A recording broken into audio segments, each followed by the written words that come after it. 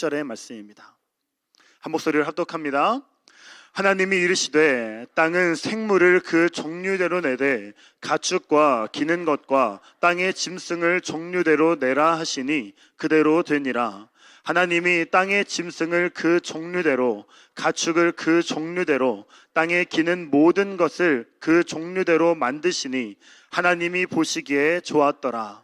하나님이 이르시되 우리의 형상을 따라 우리의 모양대로 우리가 사람을 만들고 그들로 바다의 물고기와 하늘의 새와 가축과 온 땅과 땅에 기는 모든 것을 다스리게 하자 하시고, 하나님이 자기 형상 곧 하나님의 형상대로 사람을 창조하시되 남자와 여자를 창조하시고, 하나님이 그들에게 복을 주시며 하나님이 그들에게 이르시되 생육하고 번성하여 땅에 충만하라. 땅을 정복하라. 바다의 물고기와 하늘의 새와 땅에 움직이는 모든 생물을 다스리라 하시니라. 하나님이 이르시되 내가 온 지면에 씨 맺는 모든 채소와 씨 가진 열매 맺는 모든 나무를 너희에게 주노니 너희의 먹을거리가 되리라. 또 땅의 모든 짐승과 하늘의 모든 새와 생명이 있어 땅에 기는 모든 것에게는 내가 모든 푸른 풀을 먹을거리로 주노라 하시니 그대로 되니라. 하나님이 지으신 그 모든 것을 보시니 보시기에 심히 좋았더라. 저녁이 되고 아침이 되니 이는 여섯째 날이니라. 아멘. 자리에 앉겠습니다. 가브리엘 찬양대의 찬양이 있겠습니다.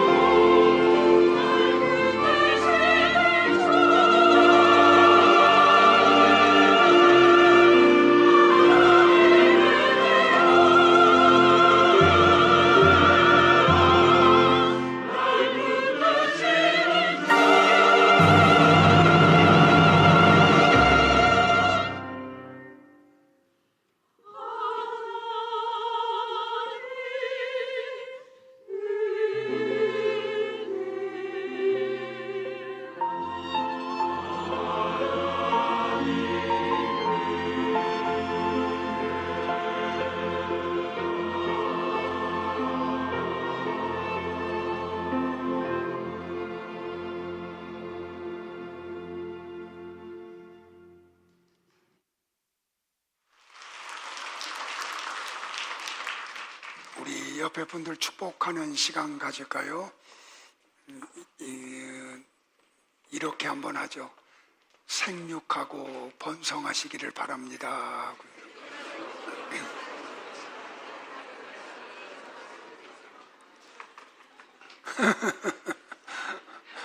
지금은 조금 인사말이 쑥스러워도 오늘 설교를 다 듣고 나면 이런 인사해야 되는구나 라고 하는 걸 깨닫게 될 거예요.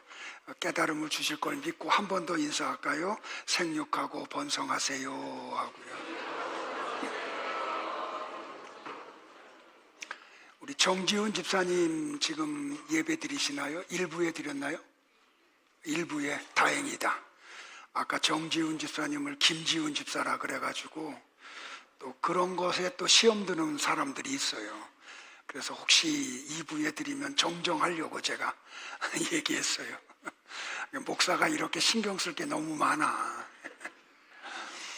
설교를 하기 전에 하나 좀 사과의 말씀을 드릴게요. 지난주에 창세기 1장에 하나님이 보시기에 좋았더라 라고 하는 문장이 6번 나온다고 했는데 틀렸어요. 7번 나와요. 셋째 날에 2번 하시고 여섯째 날에 2번 하세요. 그리고 둘째 날은 안 하시지만 첫째 날, 셋째 날, 넷째 날, 다섯째 날, 여섯째 날 이렇게 합하면 7번이 나와요. 그거 시정할게요.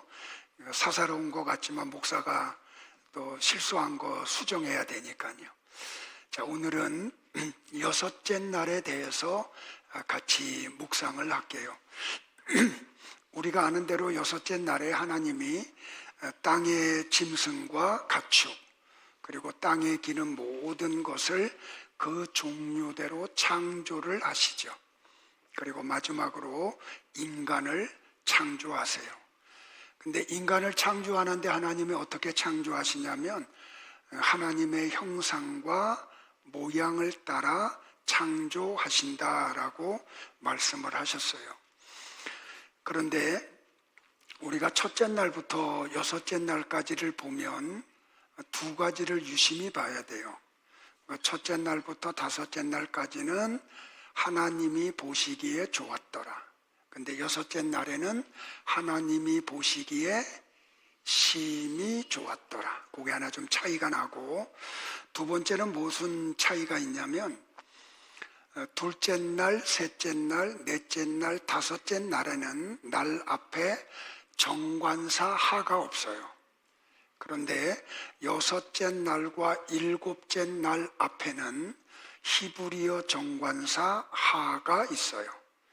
그래서 히브리어 원문을 그대로 정확하게 번역을 하면 그 여섯째 날 그리고 그 일곱째 날 하고 번역을 해야 돼요. 그런데 우리 성경에는 여섯째 날에 그는 생략을 하고 2장에 넘어가 보면 일곱째 날 앞에는 정관사하를 번역해서 그 일곱째 날 하고 번역을 했어요. 근데 이제 조금 더 살펴보면 첫째 날 히브리어가 뭐냐면 이렇게 되어 있어요. 욤 에하드라고요. 이거는 첫째 날이 아니에요. one day, day one이에요. 하루예요.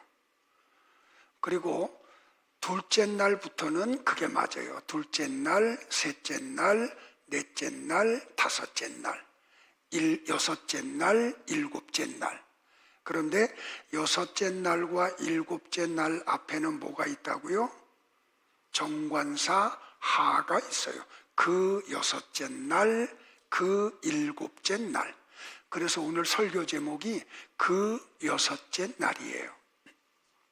그러면 하나님이 모세에게 성령의 감동을 줘서 창세기를 기록하게 하시는데 왜 여섯째 날과 일곱째 날 앞에는 정관사 하를 기록하게 하셨냐는 거예요.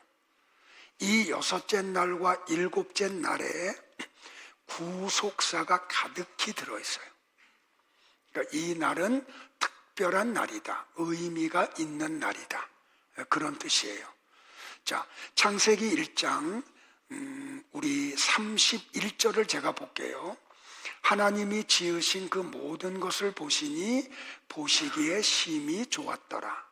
저녁이 되고 아침이 되니 이는 여섯째 날이니라. 여러분 성경을 펼치신 분들이 계시면 창세기 1장 31절에 나오는 여섯째 날 앞에 그라는 단어를 삽입하세요. 그게 히브리어 원어에 맞는 번역이에요. 근데 창세기 2장에 가면 일곱째 날에는 정관사하를 정확하게 번역해서 기록을 했어요.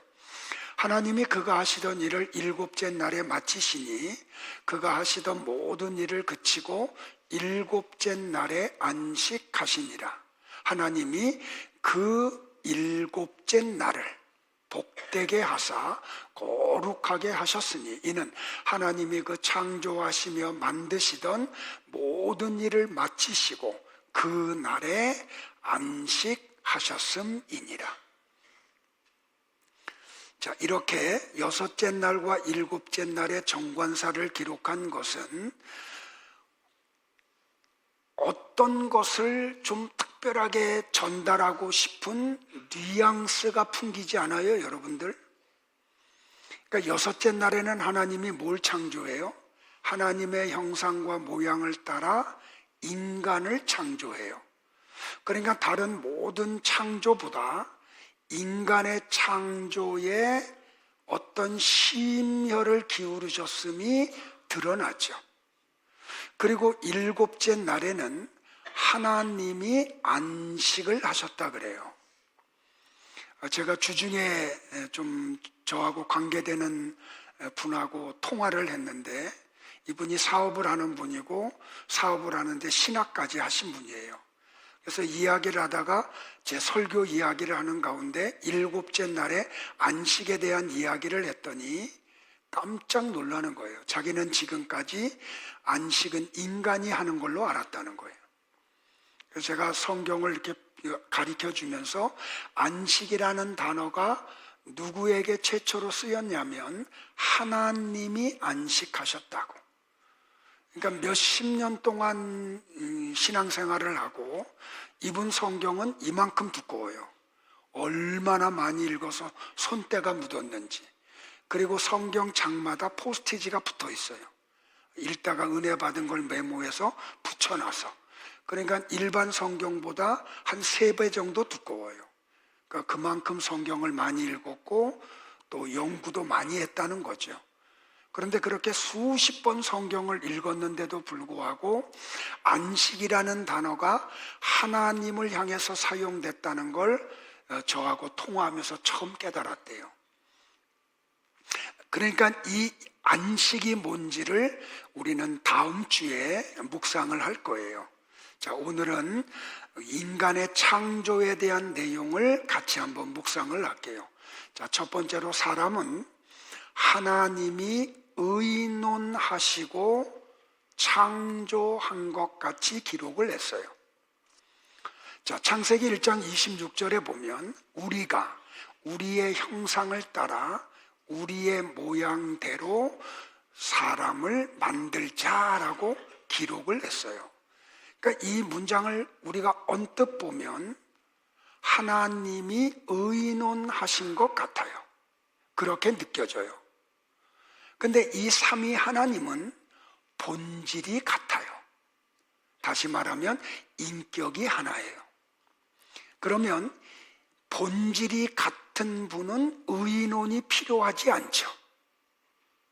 우리가 의논이 필요한 경우는 인격이 다른 사람들이 모였을 때 의논이 필요해요. 우리가 한 달에 한 번씩 당회를 하는데 장로님들하고 교회 여러 일들에 대해서 의논을 해요. 의논을 하는 이유는 장로님들하고 나하고 본질이 달라요.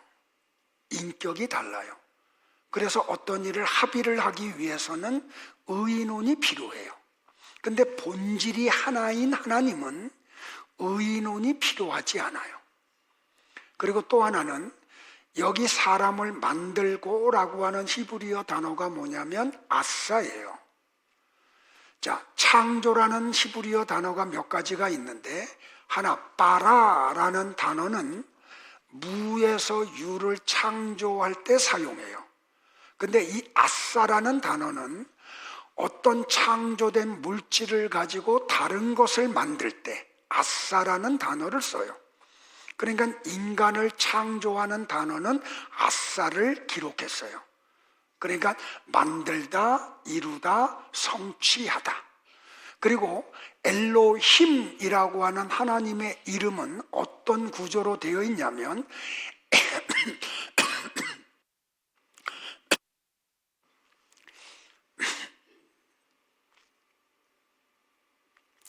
히브리어의 엘은 하나님이라는 뜻이에요. 그러니까 루키서에 나오는 엘리멜레크, 그 멜레크라는 단어는 왕이라는 뜻이고 엘은 하나님이에요. 그러니까 아들을 낳고 그 부모들이 아들의 이름을 엘리멜렉이라고 지었어요. 야, 네 이름의 뜻이 뭔지 아니? 하나님이 너의 왕이야. 그러니까 히브리어의 엘이라는 단어는 하나님이라는 뜻이에요. 거기에 복수형 어미, 임을 붙여요. 그래서 1인칭 복수 대명사가 돼요. 그래서 이 엘로힘이라는 하나님을 통해서 우리는 삼위 하나님이라는 것을 알게 됐어요. 그러니까 하나님은 성부와 성자와 성령 하나님으로 되어 있어요.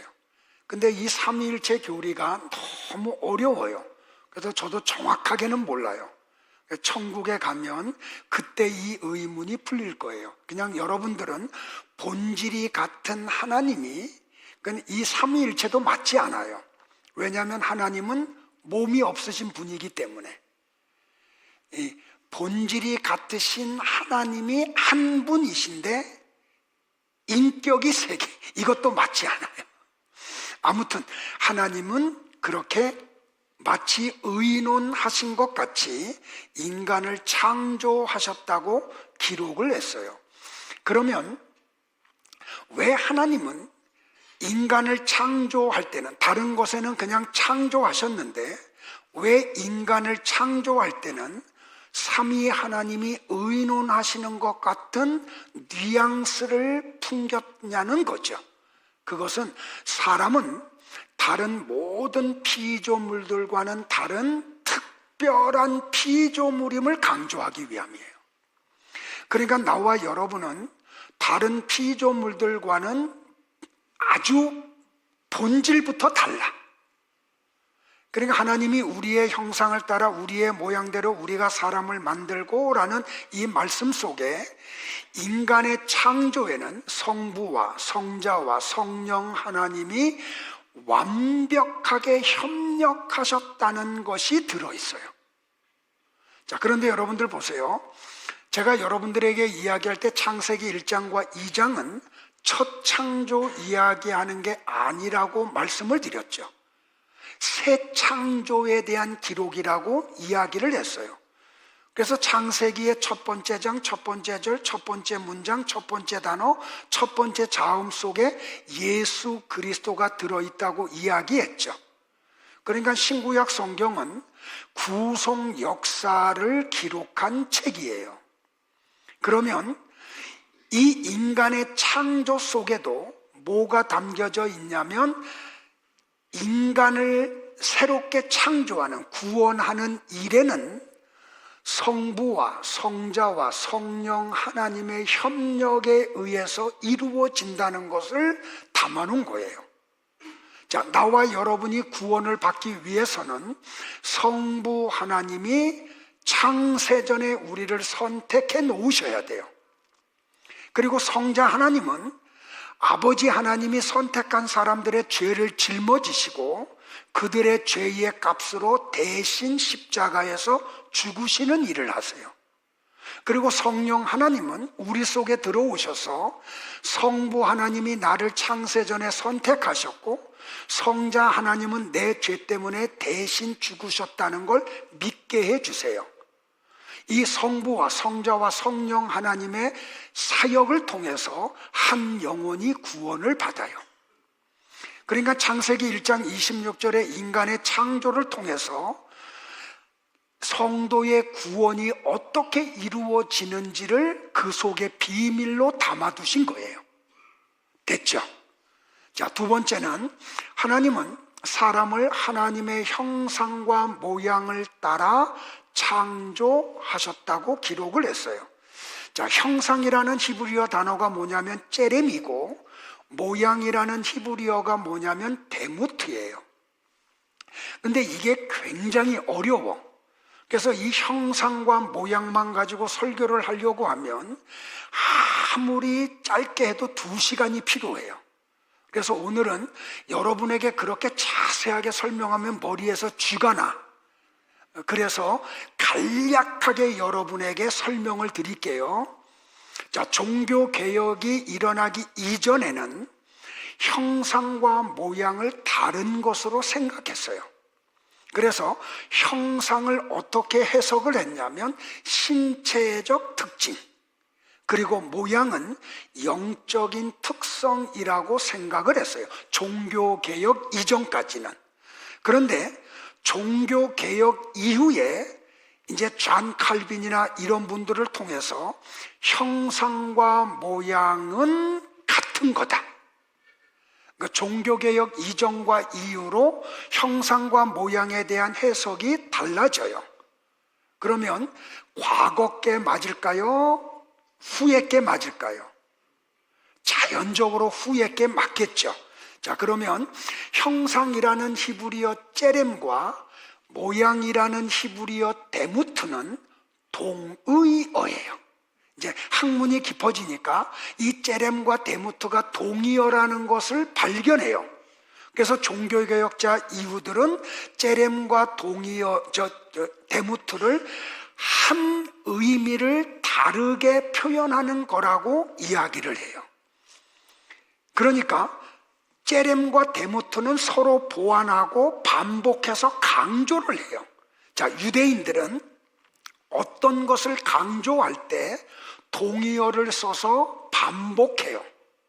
자, 예를 들면 에베소서 1장 17절에서 바울이 에베소 교회 성도들을 위해서 중복 기도할 때 하나님 아버지 저 에베소 교회 성도들에게 뭘 주셔서? 지혜와 계시의 영을 주셔서.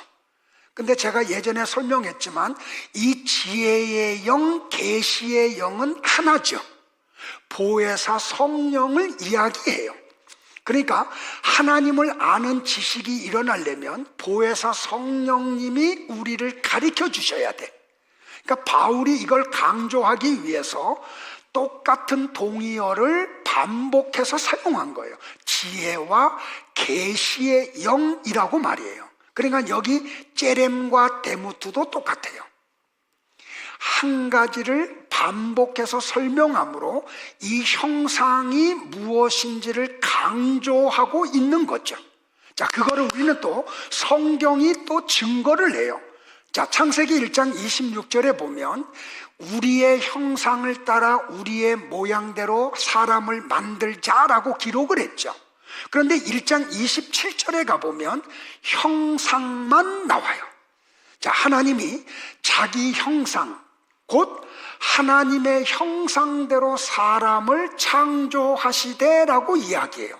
만약에 형상과 모양이 동의어가 아니고 하나를 얘기하는 게 아니면 27절도 형상과 모양이라는 단어가 또 나와야 돼요. 그런데 26절에는 형상과 모양이라고 기록하고 27절은 형상이라는 단어만 나와요. 그래서 형상과 모형은 하나구나, 하나 얘기하는 거구나, 동의어구나, 이 형상을 강조하기 위해서 째렘과 데무트를 기록하게 했구나 하는 걸 유추해서 알 수 있어요. 또 하나 알 수 있는 게 뭐냐면 창세기 5장 1절과 2절에 보면 이렇게 기록이 되어 있어요. 하나님이 사람을 창조하실 때에 하나님의 모양대로 지으셨다라고요. 그런데 5장 3절에 보면 아담은 130세에 자기 모양, 곧 자기의 형상과 같은 아들을 낳아 이름을 셋이라 하였다. 이 모양과 형상을 같은 것으로 써요. 그러니까 이 모양과 형상은 공의어예요. 자, 요거 알고 이제 좀 나가자고요. 자, 그러면 하나님의 형상이라고 하는 게 뭔가? 외적인 형태나 모양을 말하는 게 아니겠죠. 만약에 하나님의 형상이 외적인 모양이나 형태라고 하면 원숭이나 침팬지 안에도 하나님의 형상이 있다고 해야 맞잖아요. 이게 너무 말이 어렵나? 자, 다시요. 하나님의 형상이라는 것이 만약에 우리의 그 눈에 보이는 이런 육체라고 하면 원숭이나 침팬지에게도 하나님의 형상이 있다고 얘기해야 되잖아요.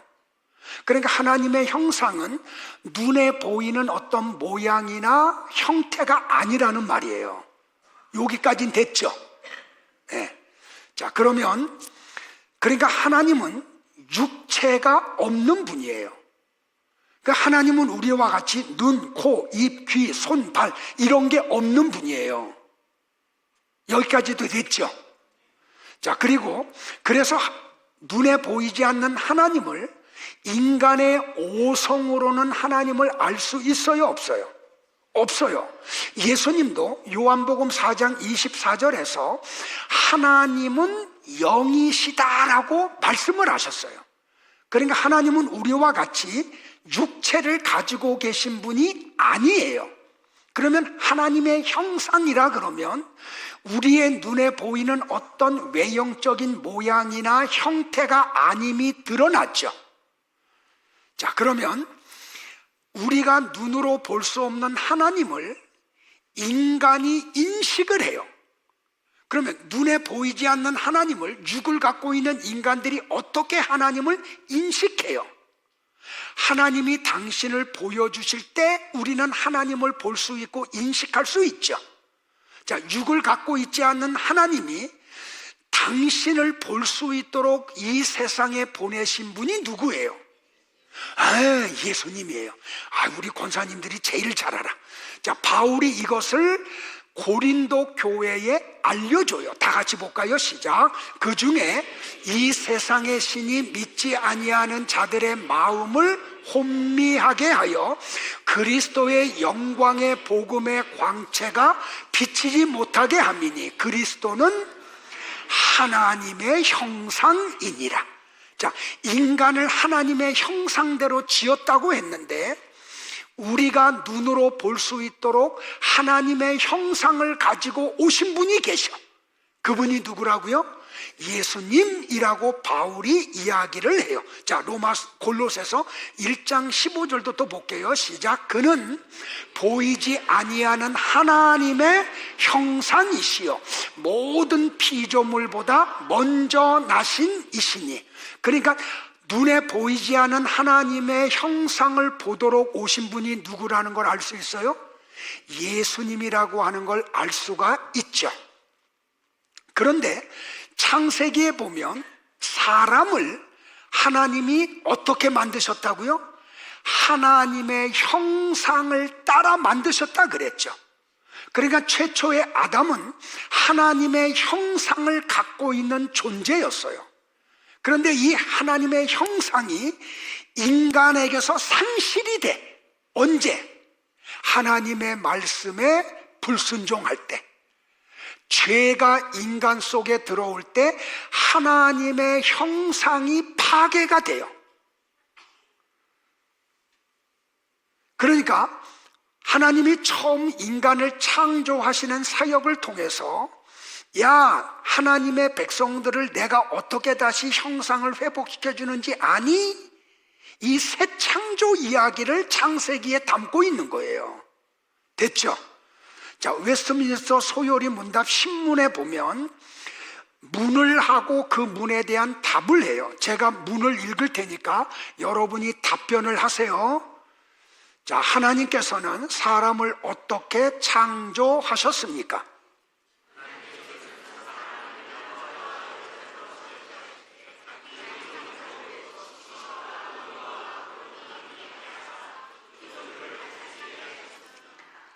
이 웨스트민스터 소요리 문답에서 하나님의 형상을 어떻게 설명했냐면 지식과 의와 거룩함이라고 해석을 했어요. 그러니까 이거를 조금 더 이제 교의학적으로 설명을 하면 공의적 속성, 비공유적 속성. 이 공유적 속성이라는 말은 뭐냐면 하나님에게도 있고 인간에게도 있는 것. 비공유적 속성은 하나님에게는 있는데 인간에게는 없는 속성. 요거 하나만 가지고 한 학기를 배워요. 그러니까 여러분들 이걸 여러분들에게 설명을 드리면 아까도 말씀 여러분 머리에 쥐가 나. 그러니까 그렇게 알지 말고 하나님의 형상은 지식과 의와 거룩이다. 그런데 아담이 타락함으로 하나님을 향한 지식이 상실되고 의가 상실되고 거룩이 상실되었다. 그런데 예수님의 대속을 통해서 하나님의 형상이 회복된 성도들 속에는 하나님에 대한 지식이 일어나고 의가 회복되고 거룩이 이루어진다. 자, 이렇게 하면 됐죠. 그러니까 여러분들은 여기까지만 알면 돼. 더 이상 알려고 하면 힘들어요.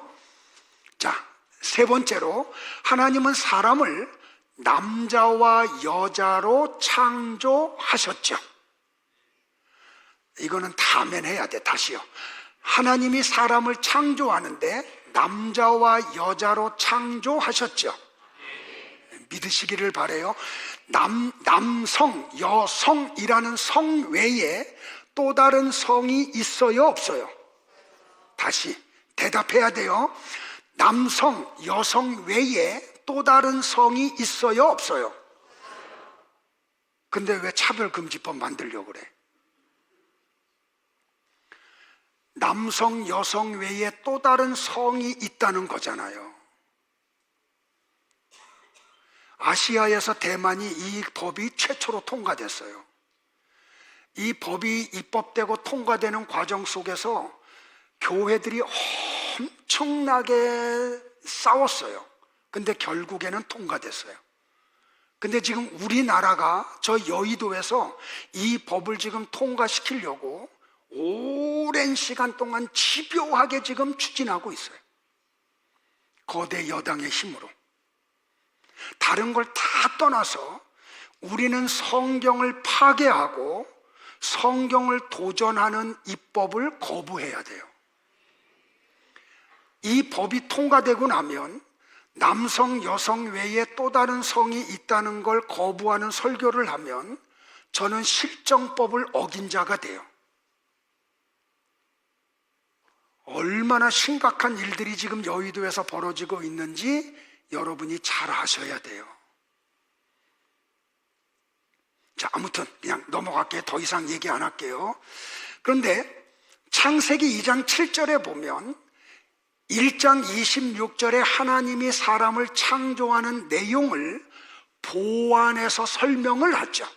그러니까 여러분들이 창세기 1장과 2장을 볼 때 1장과 2장은 별개라고 생각하시면 안 되고 1장의 창조의 부족한 부분들을 보완하는 설명이 창세기 2장이에요. 자, 2장 7절을 다 같이 볼게요. 시작. 여호와 하나님이 땅의 흙으로 사람을 지으시고 생기를 그 코에 불어넣으시니 사람이 생명이 되니라. 여기도 보면은 2장에 가면은 하나님의 이름이 반복돼요. 여호와 하나님으로 나와요. 요건 다음에 설명을 드릴게요. 자, 창세기 2장 7절에 보면 하나님이 인간을 창조하는데 하나님이라고 안 하고 여호와 하나님이 땅의 흙으로 사람을 지으셨다. 근데 여기 땅의 흙으로라고 하는 히브리어 어구가 어떻게 되냐면 아파르 민 하 아다마예요. 아파르라는 히브리어의 단어의 뜻은 뭐냐면 티끌 먼지. 민이라고 하는 단어는 전치사예요. 무엇으로부터. 그리고 하 아다마, 이 하라고 하는 단어는 아까 얘기했듯이 정관사 더예요. 땅은 아다마예요. 그러니까 이 아파르 민 하 아다마라고 하는 말을 해석을 하면 땅의 먼지로부터 인간을 만들었다는 거예요. 그러니까 여러분들이 잘 아셔야 돼요. 마치 우리는 어떤 이성을 가지고 있고 지성을 갖고 있기 때문에 대단한 존재라고 생각을 하는데, 인간의 본질은 지금 여기에도 있는 눈에도 보이지 않는 먼지에 지나지 않아요. 그러니까 하나님과 관계없는 사람은 그냥 티끌이야. 그 티끌 속에 생명이 있어요, 없어요? 없다니까요. 그 티끌 속에 하나님이 생기를 불어넣으심으로 비로소 생명, 산자가 돼요. 그러니까 지금도 우리와 똑같이 오장육부 사지백체 눈, 코, 입, 귀를 가지고 있지만 하나님을 모르는 사람들 속에는 하나님의 생명이 있어요, 없어요? 없어요. 그래서 그들을 아파르, 그냥 먼지라고 하는 거예요. 그러니까 하나님을 아는 지식이 없으니까 인간들이 두 손을 갖고 두 발을 갖고 머리를 갖고 생각하며 산다고 대단한 존재같이 착각들을 해. 그러니까 하나님을 모르니까 하나님이 하시는 선택과 유기 앞에 막 대들어요. 어떻게 하나님, 내 의견은 무시하고 하나님 주권을 가지고 누구는 선택하고 누구는 버리느냐고. 왜 백인들이 세계의 주권을 갖고 흑인들은 저렇게 어려움을 당해야 되느냐고. 이런 하나님을 모르니까 그런 일들이 벌어져요. 여러분들 잘 아셔야 돼요. 하나님과 관계없는 사람들은 그냥 티끌 하나에 지나지 않아.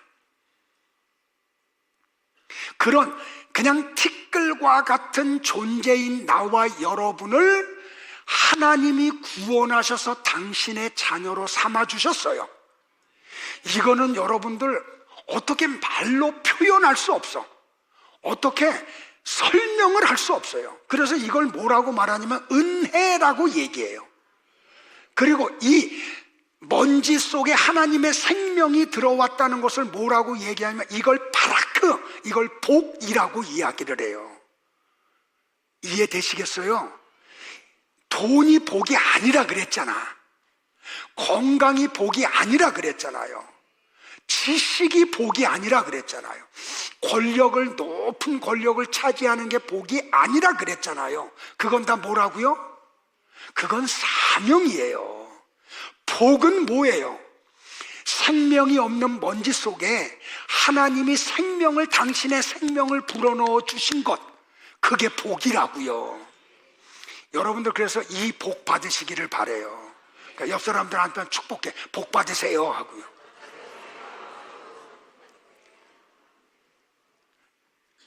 자, 보세요. 임신하지 못하던 한나가 엘리 제사장이 사역하는 실로의 회당에 가서 기도하죠. 그래서 하나님이 응답하셔가지고 그가 임신을 해. 그 아들이 누구예요? 사무엘. 그 젖대기까지 집에서 키운 다음에 하나님한테 서원한 대로 젖을 땜과 동시에 사무엘을 실로에 있는 엘리 제사장 앞에 드려요. 그리고 집에 와요. 그리고 하나님 앞에 기도해요. 그 기도의 내용이 사무엘상 2장에 기록되어 있어요. 자, 오늘은 6절, 7절, 8절만 같이 볼게요. 한나의 기도예요. 우리의 기도가 되기를 바라요. 다 같이 기도하자고요. 시작. 여호와는 죽이기도 하시고 살리기도 하시며 스올에 내리기도 하시고 거기에서 올리기도 하시는도다. 여호와는 가난하게도 하시고 부하게도 하시며 낮추기도 하시고 높이기도 하시는도다. 가난한 자를 진토에서 일으키시며 빈궁한 자를 거름더미에 올리사 귀족들과 함께 앉게 하시며 영광의 자리를 차지하게 하시는도다. 여러분들 제가 빨간 글씨로 가져온 거 보면 한나는 진토와 먼지와 거름더미를 같은 의미로 사용을 했죠. 이게 무슨 말이냐면 하나님과 관계없는 인간은 먼지인데 그는 쓰레기 더미와 똑같다라고 한나가 표현을 한 거예요.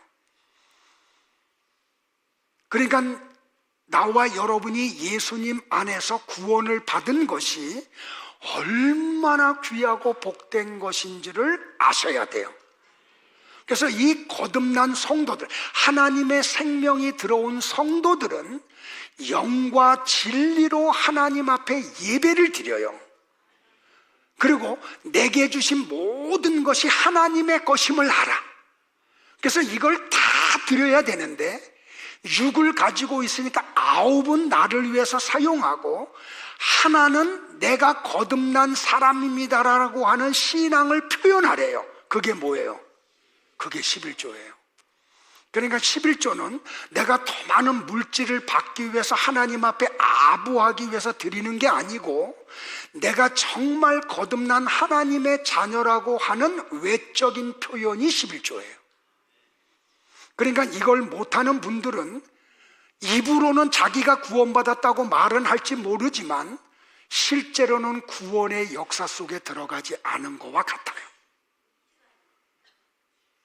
권사님 와서 설교해 그럼. 자, 그럼 보세요. 그런데 하나님이 인간을 아까 어떻게 2장 7절에 어떻게 창조했다고요? 남자와 여자로 창조했다 그랬죠. 근데 창세기 1장 26절에는 누구만 창조한 거예요? 아담만 창조를 하셨죠. 그러면 여자의 탄생이 어떻게 이루어지는지를 같이 한번 보자고요. 시작.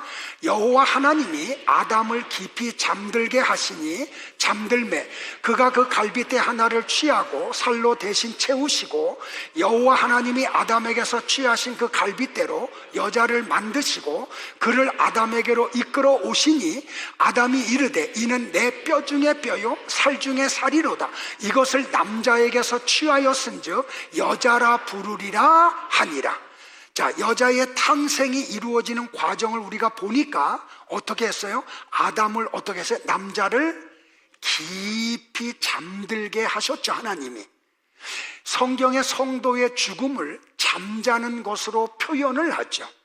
그러니까 여기 창세기에 나오는 하나님이 아담을 깊이 잠들게 했다는 이 표현은 아담을 죽였다는 말이에요. 그리고 옆구리를 찢으시고 뭘 하나를 취하세요? 갈비뼈 하나를 취하시죠. 여러분들, 이 갈비뼈는 어떤 역할을 하냐면 우리의 생명이라고 생각하는 장기 2가지가 있죠. 심장과 폐. 이 갈비뼈가 심장과 폐를 보호해요. 그래서 유대인들은 심장 속에 생명이 있다고 생각을 했어요. 그런데 그 생명을 상징하는 심장과 폐를 보호하는 갈비뼈를 취하였다는 것은 아담을 2번 죽였다는 뜻이 됐죠. 그러니까 여자의 탄생은 남자의 완벽한 죽음을 통해서 이루어졌음이 드러나죠. 자, 여러분들 보세요. 이것을 가리켜서 바울이 에베소서 5장 하반절에서 이거는 비밀이라고 얘기해요. 그냥 어떤 비밀이냐면 큰 비밀, 무스테리온이라고. 그러니까 이 아담의 죽음을 통해서 여자의 탄생은 큰 비밀이에요. 그래서 성경을 아무리 읽어도 하나님이 지혜와 계시의 영을 주시지 않으면 이 아담을 통해서 여자의 탄생이 뭔지를 전혀 몰라요. 그 아담과 하와의 결혼이 뭔지도 전혀 몰라요. 그래서 다음 주에는 아담과 하와의 결혼 이야기를 할 거예요. 그래서 에베소서 5장 이야기를 같이 할 거예요. 그러니까 이걸 통해서 우리는 남자는 예수를 얘기하는 거구나, 여자는 성도를 말하는 거구나. 그러니까 아담의 죽음으로 여자가 탄생하듯이 남자로 오신 예수님의 십자가의 죽음을 통해서 여자, 성도, 교회가 탄생하는구나, 이 얘기를 하는 거라고요. 다음 주에 설명을 드릴게요. 자, 그래 아무튼 남자를 통해서 여자가 이 땅에 탄생을 하죠. 자, 이제 내가 갖고 있는 수수께끼, 그리고 여러분들의 그 수수께끼를 좀 풀어드릴게요. 창세기 2장에서 하나님이 아담의 갈비뼈를 취해서 여자를 만들었다고 말씀을 하죠. 그러면 여러분들, 남자의 갈비뼈나 여자의 갈비뼈가 어떻게 되어 있어요? 오른쪽에 12개, 왼쪽에 12개죠. 그러니까 여러분들, 제가 이 예배당 짓기 전에 저쪽 예배당에서 설교할 때 남자는 갈비뼈가 23개라고 설교한 적이 있어요. 이 목사가 무식해가지고 제가 그거 회개해요. 근데 여러분들, 지금 정형외과 가서 엑스레이를 찍으면 남자나 여자나 갈비뼈가 12개, 12개, 24개 있어요. 그래서 이것 때문에 많은 분들이 성경의 말씀은 허구다라고 주장을 해요. 왜? 아담의 갈비뼈 하나를 취해서 여자를 만들었으면 남자의 갈비뼈 하나가 부족해야 된다는 논리로 성경의 내용이 허구라고 주장을 해요. 자, 여러분은 이거 어떻게 해석할 거예요? 저도 무식해서 옛날에는 그렇게 설교를 해서 막상 찍어봤더니 24개더라고. 그래서 그 다음부터는 입을 닫아버렸어요.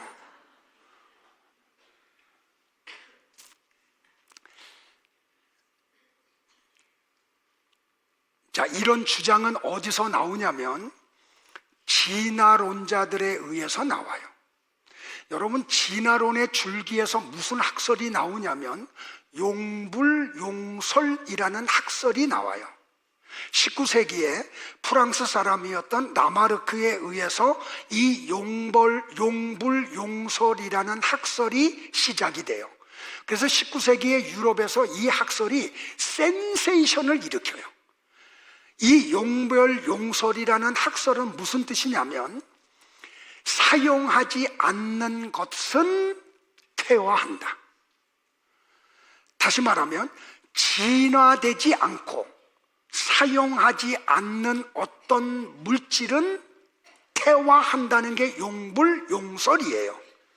자, 그래서 이 진화론자 용불용설에서 무슨 얘기하냐면 원래 기린의 목이 지금같이 이렇게 길지 않았대요. 그죠? 학교에서 배웠던 거 기억 안 나요? 기린들이 원래는 목이 짧았대요. 그래서 짧은 목을 가지고 나무에 있는 잎을 먹었는데 먹다 보니까는 목이 닿는 곳에 잎이 다 사라진 거야.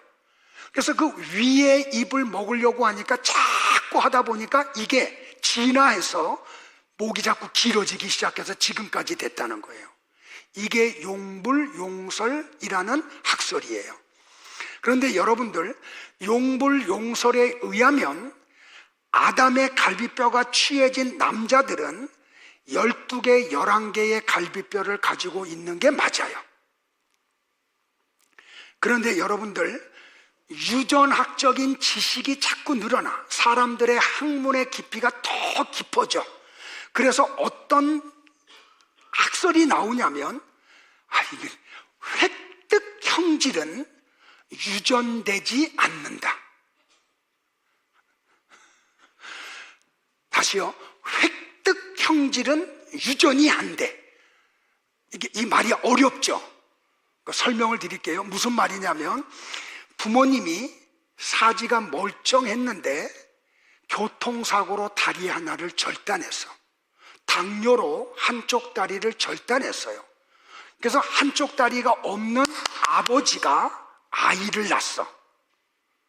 그러면 용불용설에 의하면 그 태어나는 자식은 한쪽 다리가 없어야 돼요. 근데 획득 형질은 유전되지 않는다는 말이 뭐냐면 부모가 비록 한쪽 다리가 없어도 자녀는 두 다리를 가지고 태어난다는 거예요. 어떤 게 맞아요? 그죠? 용불용설이라는 학설이 틀린 게 드러났죠. 그렇다면 여러분들 뭘 이야기하냐면 뼈에는 뭐가 둘러싸고 있냐면 골막이라는 게 있어요. 그리고 이 뼈를 뭐가 덮고 있냐면 골모세포가 둘러싸고 있어요. 그래서 여러분들 그 갈비뼈가 부러졌는데 병원 가면 의사가 하는 거 있어요, 없어요? 없죠. 뭐만 하나 처방해줘요. 보호대 차라고 하죠. 그리고 가만히 있으라고.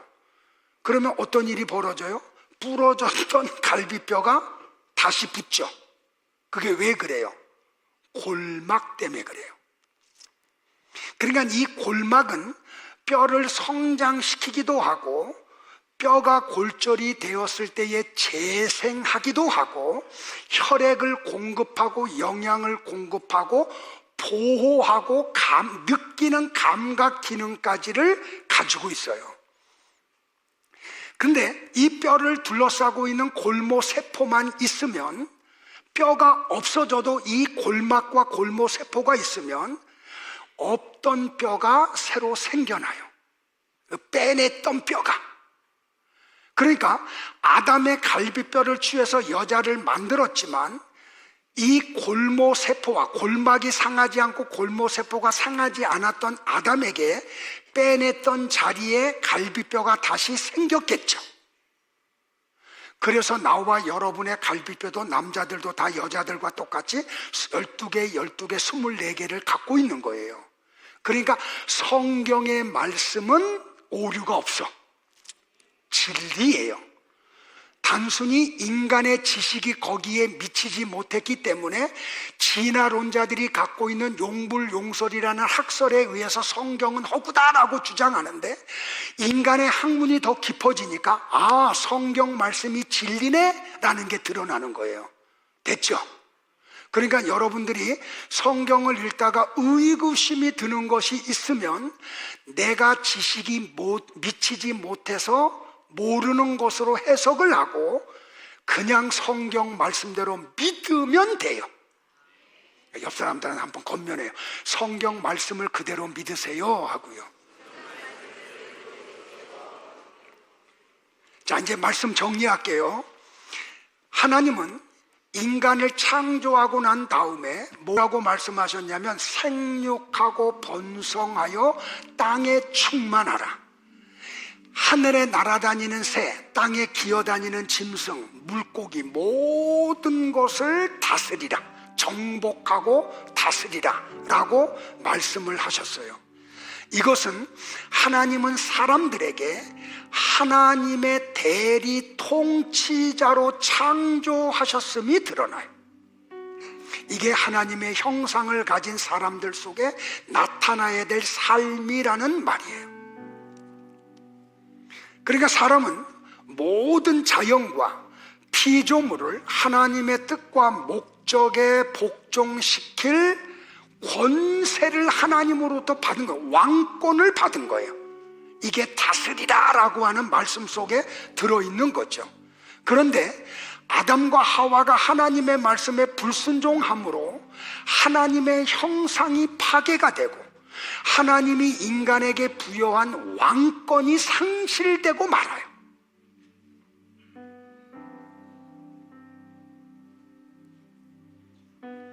그런데 하나님이 어떤 특별한 사람들에게 이 무너진 하나님의 형상을 회복시키고 왕권을 주시기 위해서 당신의 아들을 이 세상에 보내세요. 하나님이 미리 아신 자들을 또한 그 아들의 형상을 본받게 하기 위하여 미리 정하셨으니 이는 그로 많은 형제 중에서 맏아들이 되게 하려 하심이니라. 그러니까 하나님은 나와 여러분에게 무너진 하나님의 형상을 회복시키기 위해서 예수님을 보내셨어요. 골로새 교회에도 바울이 똑같은 말을 해요. 너희가 서로 거짓말을 하지 말라. 옛사람과 그 행위를 벗어버리고 새 사람을 입었으니 이는 자기를 창조하신 이의 형상을 따라 지식에까지 새롭게 하심을 입은 자니라. 그러니까 나와 여러분에게는 무너졌던 하나님의 형상이 회복됐겠죠. 이걸 우리는 감사해야 된다는 말이에요. 바울은 고린도 교회 성도들에게 하나님의 형상을 회복하라고 권면을 했어요. 이건 다 같이 볼까요? 시작. 우리가 흙에 속한 자의 형상을 입은 것 같이 또한 하늘에 속한 자의 형상을 입으리라. 우리가 하나님의 형상을 회복하지 않으면 하나님의 영광에 이르지를 못하게 돼요. 또 한번 볼까요? 고린도후서 3장 18절 시작. 우리가 다 죽고 수건을 벗은 얼굴로 거울을 보는 것 같이 주의 영광을 보매 저와 같은 형상으로 화하여 영광으로 영광에 이르니 곧 주의 영으로 말미암음이니라. 바울은 성도들이 그리스도의 형상을 이루기까지 해산의 수고를 한다고 이야기를 했어요. 또 한번 볼까요? 시작. 얘들아, 너희 속에 그리스도의 형상을 이루기까지 다시 너희를 위하여 해산하는 수고를 하노니. 저는 지금 여러분들의 그 무너진 하나님의 형상을 회복시키는 일에 협력을 하려고 지금 해산의 수고를 하고 있는 거예요. 그냥 단순히 그냥 목회하고 한 달 그냥 대충 사역하고 설교도 이렇게 길게 할 필요 없이 이렇게 연구할 필요 없이 그냥 한 25분 여러분이 원하는 대로 그리고 한 달 주시는 사례비 받아서 생활 풍족하게 하는 게 만약에 목사의 삶이라고 하면 저는 이렇게 안 할 거예요. 근데 하나님은 저를 통해서 여러분들에게 하나님의 형상이 회복되기를 원하세요. 그래서 저는 해산의 수고를 하고 있어요. 이 설교 한 편을 만들기 위해서 어떤 때는 새벽 3시에 일어나요. 어떤 때는 밤잠을 설쳐요. 그리고 1시간 예배 드리는데 졸아도 얼마나 피곤하시면 좋을까. 그냥 푹 주무세요 하고 손뼉 치지 말고 소리 지르지 말고 그래야 안 나가니까. 그거는 해산의 수고가 아니잖아요. 사람의 장기 가운데 가장 마지막에 늙는 게 뭐냐면 성대래요. 근데 저는 이미 성대가 늙을 대로 늙어버렸어요. 그래서 이 성대로 말을 할 수 있을 때까지 이 설교를 하려고 해요. 왜? 이 해산의 수고를 해야 여러분 안에 하나님의 형상이 회복이 되니까. 그럼 여러분은 어떻게 해야 돼요? 여러분도 노력하셔야 돼요. 하나님의 형상을 회복하는 방법은 성경 외에는 없어요. 말씀 속에 들어가셔야 돼요. 그냥 전에도 말했지만 그릇인 말씀만 보지 말고 그 그릇 속에 담겨져 있는 진리, 내 말을 보셔야 돼요. 그래야 형상이 회복이 돼요. 그러면 어떤 일이 벌어지는지 아세요, 여러분들? 삶이 풍성해져요. 또 풍성해진다니까 돈 많아진다라고 해석하면 안 돼요. 생육하고 번성하는 일이 벌어져요. 생육하고 또 번성한다니까 애를 많이 난다. 그렇게 아까 해석해서 인사할 때 조금 멋쩍었죠. 여러분들 미국에 가면 우리 청년들하고 이런 얘기해야 되는데 크리스찬들이 20대에 다 결혼해요. 대부분이 청년들이, 크리스찬 청년들은. 그리고 애를 보통 4명, 5명, 6명 낳아요.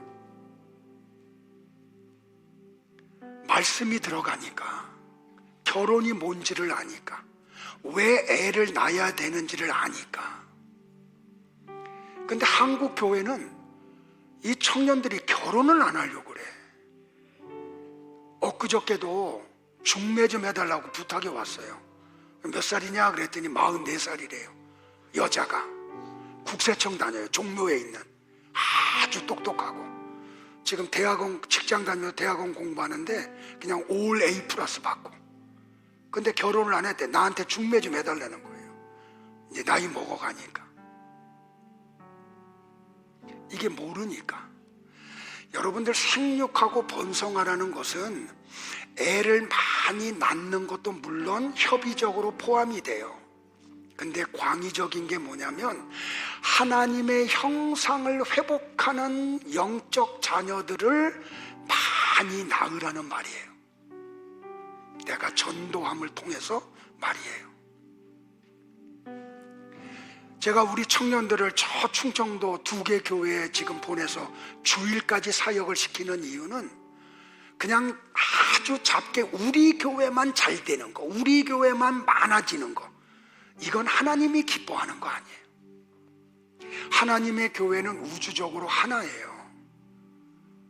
그러면 그 농촌 교회가 미처 역량이 안 돼서 복음을 못 전하는 사람들에게 우리 청년들이 짧은 2박 3일이라고 하는 시간 동안 가서 주민들을 찾아가서 복음 전하는 거예요. 그냥 그것만 하고 오면 안 되니까 그 복음 전에서 전도한 분들을 주일까지 그 교회 모시고 가서 같이 예배드리고 등록시키고 오르게 하려고 이 사역을 하는 거예요. 그게 뭐예요? 그게 하나님의 형상을 회복한 사람들 속에 나타나는 생육하고 번성하는 거라는 말이에요. 내 남편이 나로 말미암아 하나님의 형상을 회복해요. 그게 생육하고 번성하는 거예요. 내 아내가 나를 통해서 하나님의 형상을 회복해요. 그게 생육하고 번성하는 거예요. 여러분의 가정들이 부모인 여러분을 통해서 하나님의 형상을 회복해요. 그게 생육하고 번성하는 거예요. 이웃들에게 복음을 전해서 그들에게 무너졌던 하나님의 형상을 회복시켜요. 그게 생육하고 번성하는 거예요. 직장에 가서 직장 동료들에게, 상사들에게 복음을 통해서 하나님의 형상을 회복시켜줘요. 그게 뭐예요? 생육하고 번성하는 거예요. 여기 지금 계신 분들 가운데 기업하는 분들 계세요. 오너들 계세요. 왜 하나님이 여러분들에게 기업을 주시고 여러분 회사의 직원들, 병원에 직원들을 보내주신지 아세요? 생육하고 번성하라고요. 그래서 직장 예배 만드는 거예요. 신우회를 조직하고요. 그래서 월요일 날 일을 하기 전에 직원들 다 모아놓고 목사님들을 초대해서 예배 드리고 한 주간 일을 하기를 바래요. 아멘 안 한다. 그래서 여러분들이 생육하고 번성하는 일들을 하셔야 돼요. 누가 그 일을 해요? 하나님의 형상이 회복된 성도들만이 그 일을 할 수 있어요. 그러시기를 축복을 합니다. 일어나실까요? 오늘 골로새서 1장 15절로부터 23절 이 말씀이 오늘 설교의 내용을 함축하고 있어요. 같이 한번 합독하고 찬양하겠습니다. 같이 볼까요? 그는 보이지 아니하는 하나님의 형상이시요 모든 피조물보다 먼저 나신 이시니 만물이 그에게서 창조되되 하늘과 땅에서 보이는 것들과 보이지 않는 것들과 혹은 왕권들이나 주권들이나 통치자들이나 권세들이나 미리 다 그로 말미암고 그를 위하여 창조되었고 또한 그가 만물보다 먼저 계시고 만물이 그 안에 함께 섰느니라. 그는 몸인 교회의 머리시라. 그가 근본이시요 죽은 자들 가운데서 먼저 나신 이시니 이는 친히 만물의 으뜸이 되려 하심이요 아버지께서는 모든 충만으로 예수 안에 거하게 하시고 그의 십자가의 피로 화평을 이루사 만물 곧 땅에 있는 것들이나 하늘에 있는 것들이 그로 말미암아 자기와 화목하게 되기를 기뻐하심이라. 전에 악한 행실로 멀리 떠나 마음으로 원수가 되었던 너희를 이제는 그의 육체의 죽음으로 말미암아 화목하게 하사 너희를 거룩하고 흠없고 책망할 것이 없는 자로 그 앞에 세우고자 하셨으니 만일 너희가 믿음에 거하고 터 위에 굳게 서서 너희 들은 바 복음의 소망에서 흔들리지 아니하면 그리하리라. 이 복음은 천하 만민에게 전파된 바요 나 바울은 이 복음의 일꾼이 되었노라. 아멘. 찬양하고 기도하겠습니다.